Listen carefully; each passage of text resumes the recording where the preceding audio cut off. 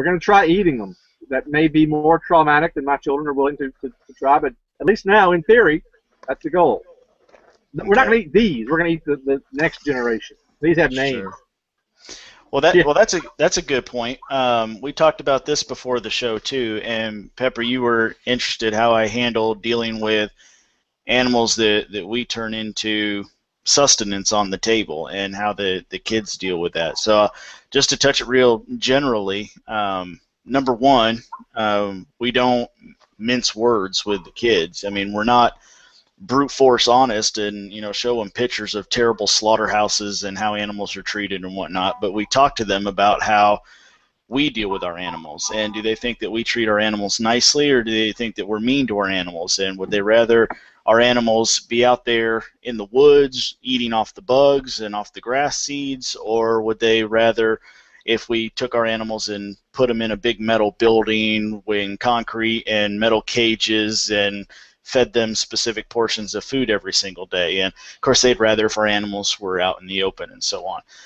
And we make sure that if we put a piece of food on the table, they understand what it is. They know that a hamburger comes from a cow. They know that all these different things. They know that a hot dog is a lot of different animals.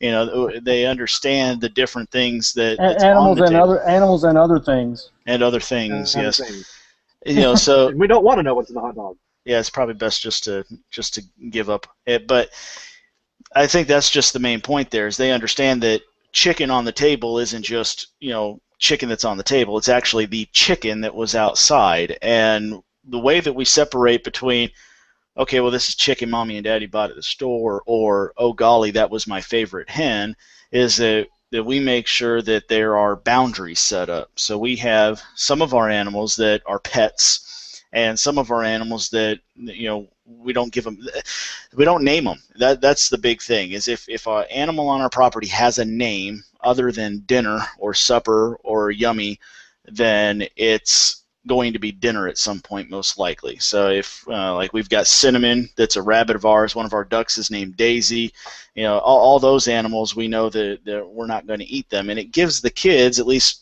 from what we've noticed, it gives them an anchor, something that they can hold on to. They know that if we ever put a rabbit on the table in front of them, it wasn't Cinnamon, because they know that little fluffy Cinnamon's over there doing just fine. They've got something they can go pet, but they can still enjoy rabbit. I mean, literally, the kids get more excited when I put something on the table and I say, hey, this is, hey, guys, that's one of the rabbits and lettuce out of our garden and whatever. And they literally go, yay! They're all excited that it's something that's off our property.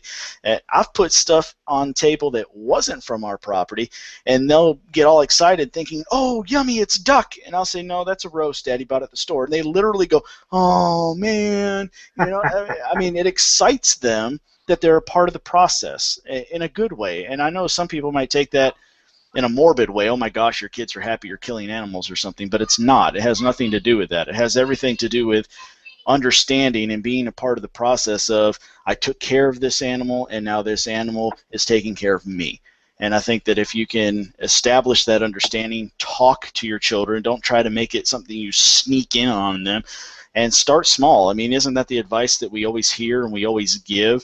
Start small. If you decide that a backyard chicken is what you can start with, then start with eggs and understand what's different about your eggs and the eggs that are at the store, and go into that, and then you kind of just step them into it. So your first experience doesn't have to be going out and slaughtering the Jersey cow because you need meat for the winter. It can be starting with the egg.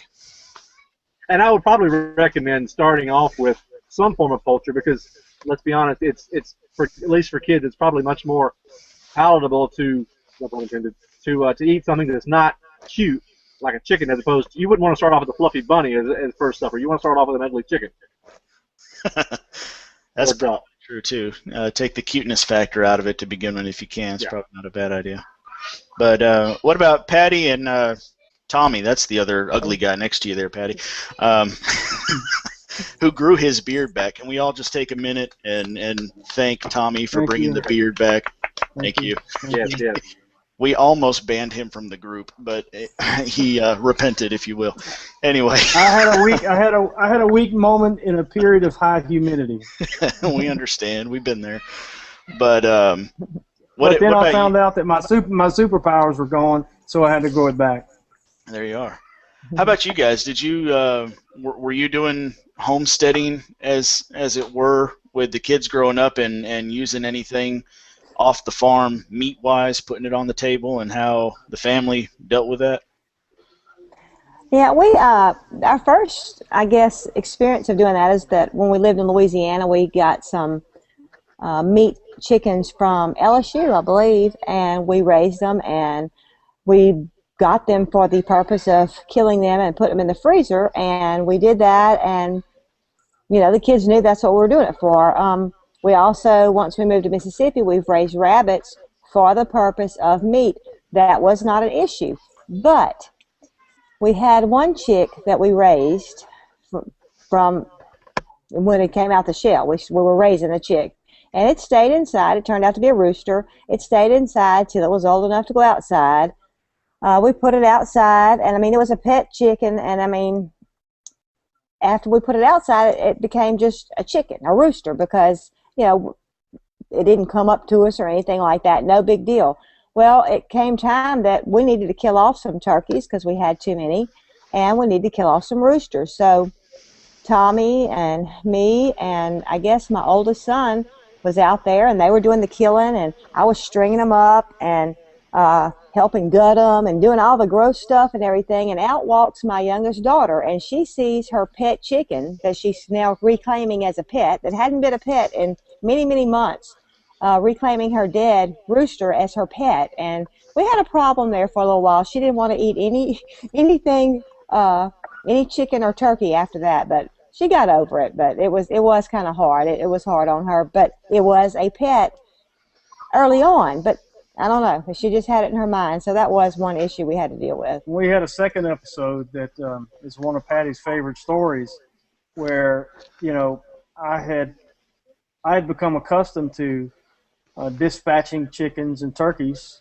by the old wringing the neck method, because it's fairly humane. They don't feel pain very very long, and we had gotten some Muscovy ducks. And when time came to slaughter a big Muscovy duck, like an idiot, not thinking, not realizing that their necks are like a 4-inch PVC pipe, I grabbed it and started slinging it around. And he's thinking, "What are you doing? Why are you doing it?" It didn't even injure, it didn't even bother him. And so I don't know how long that duck and I fought in the backyard of my house. And in that house, we had a big picture window on the back, and it was low to the ground. And Corey was how old?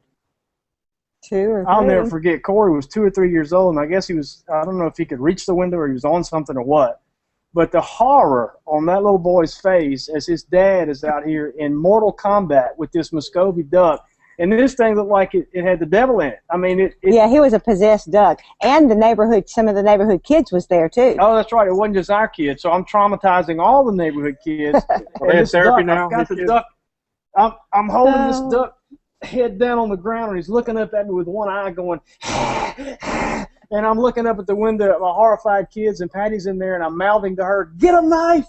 Get a knife!" So then I had to, It was funny. Yeah, it wasn't funny at the time. It's funny now, but it wasn't funny at the time. I could just see you cut the head off in front of the kids. Well, I tell Patty, I think, got him away from the window when I got ready to do the deed. But I will add this: that duck was delicious. Yes.